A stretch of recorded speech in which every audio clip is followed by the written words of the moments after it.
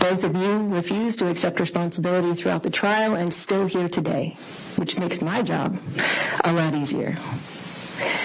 And instead of apologizing today, because you never have said you're sorry, but what you did do was put on one of the most reprehensible, narcissistic defenses that I have ever seen in my years of trial work.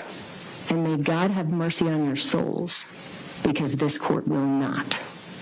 Please stand. Blistering words from Judge Mary Claire Akers as Jeannie Whitefeather and Donald Lance were sentenced to decades in prison today, answering to their historic convictions last month of human trafficking and forced labor. Now, this was a case that stemmed from the October 2023 discovery of two teens locked in a shed in Sissonville and revealed years of abuse and neglect of 4 of their adopted black children.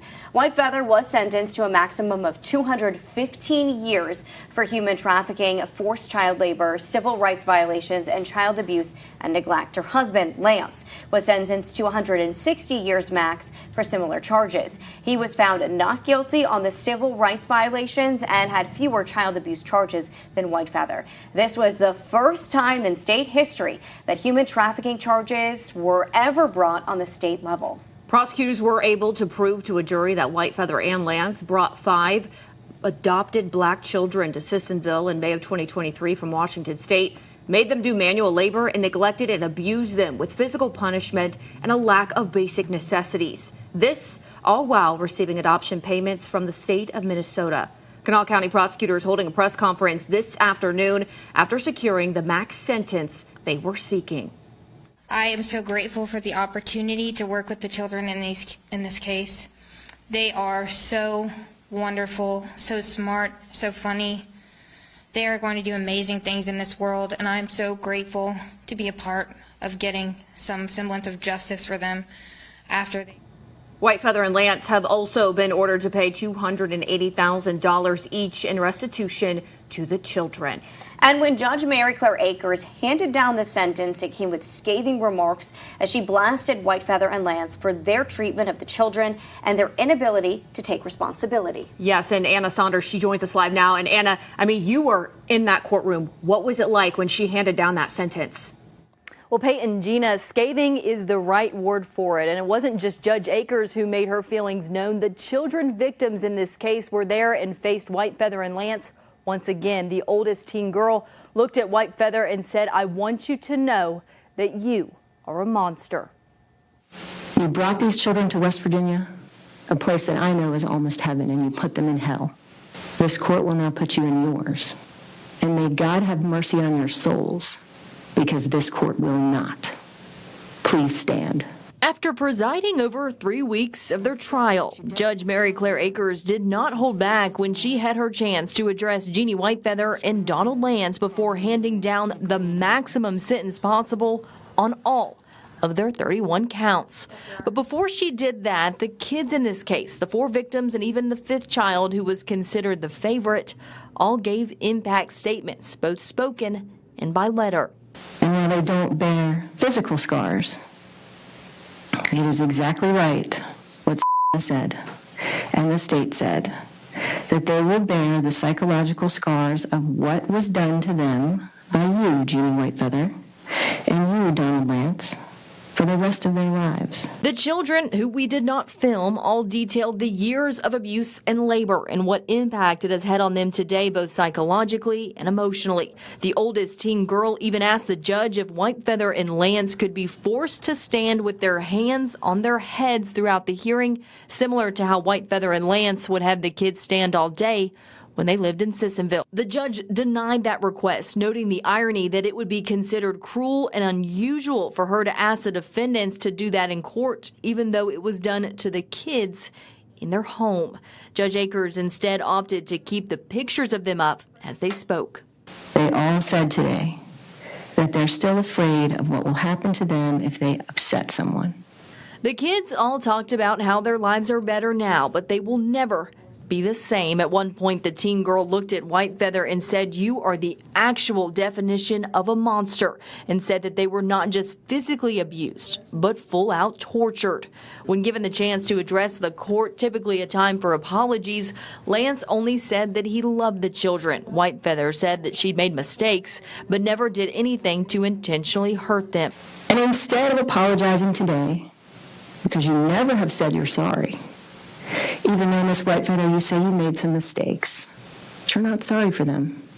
And Mr. Lance, I didn't hear you apologize either when you had the opportunity. But what you did do was put on one of the most reprehensible, narcissistic defenses that I have ever seen in my years of trial work.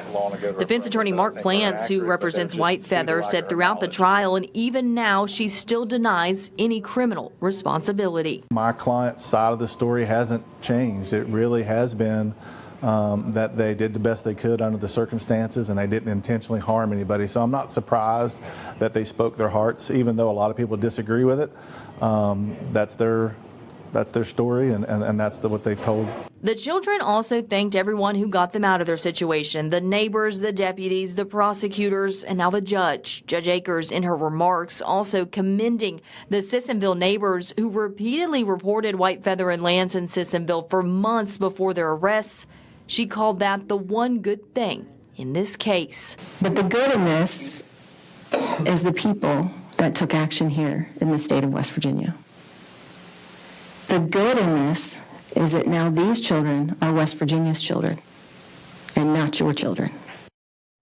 Now, both White Feather and Lance brought forward motions for new trials today. Those were denied. White Feather's attorney Mark Plants did indicate today that they will be appealing their convictions. Live in the studio, Anna Saunders, Eyewitness News. Lance and White Feather kept motion-activated Arlo cameras on the children, one in the shed on the 14-year-old boy and 16-year-old girl, and one in a room upstairs with no bed, only a tarp floor that stayed on the 9-year-old girl and 11-year-old boy. The video showed a daily routine of waking up early and being forced to stand with hands on head, unable to change or shower, receiving only peanut butter sandwiches to eat before going back to bed on the floor. In the shed, the teens used a camper toilet, holding a sheet up for each other to shield the other from the camera. Lieutenant Piles said she first began hearing about this in August before the shed discovery, but testified could never quite get a hold of a CPS worker to follow up. There was a contact made with a worker once, but there was no further contact to coordinate going and making a visit to the residence together. The jury saw days of video the Arlo cameras saved, including the moments deputies busted in the door on the shed on October 2nd. You're okay. The children were turned over to Child Protective Services, and when Lance and White Feather got back with two of the children that night, they were later arrested. But that was just the beginning of their charges and the investigation. On Friday, the jury got an inside look at White Feather's cell phone. This included text messages between she and Lance where they referred to the kids as monkeys and pigs. Often Lance would describe physical punishment where he said he, quote, knocked one of them. We saw one text where Lance said, quote, somebody didn't say thank you, and his sandwiches disappeared. We also saw more video from White Feather's phone from their time in Washington that also showed yelling and physical abuse from Lance. A finance expert from the West Virginia Fusion Center, Alyssa Ledbetter, also took the stand on Friday. She broke down the adoption payments White Feather and Lance received from Minnesota. She said in total of what they analyzed from 2019 to 2023, the two received about $318,000 in adoption support payments, but she testified this didn't tell the whole story. Well, the assistance began in June of 2018, and I only had from June of 2019 to November of 2023. So altogether, we're missing about 18 months. All of this leading up to the most harrowing testimony so far on Friday afternoon from someone who lived it.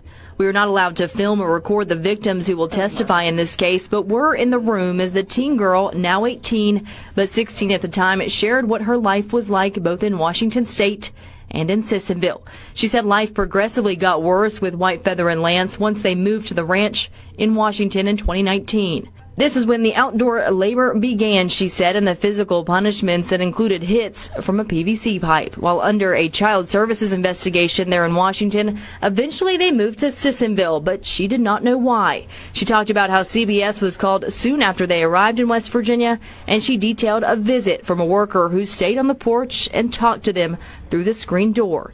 The teen testified she was not honest with CPS because Lance could hear her from where she was standing. Eventually, she and her teen brother, who has several mental health disorders, were locked in a shed in August of 2023. She said she went without a shower for 2 months and never changed clothes. She went from sleeping on a mattress to the floor with a sleeping bag. Her brother slept on the concrete floor with only cardboard at his head. She said she was forced to be his babysitter, but testified he was never the dangerous, violent kid that Lance and Whitefeather made him out to be. She recalled the use of physical violence, pepper spray, and racial slurs from Lance and Whitefeather. She recalled also being scared when police arrived at the shed, worried that she would say something to upset Whitefeather. Some of her more emotional moments came during cross-examination by Whitefeather's attorney, Mark Plants. At one point, he referred to Whitefeather as her mother, and she quickly corrected him. He questioned why some of her interviews before this contradicted what she said on the stand, but when Tuck asked her why she felt comfortable telling the truth now, she said, "Because I know I won't have to go back to that."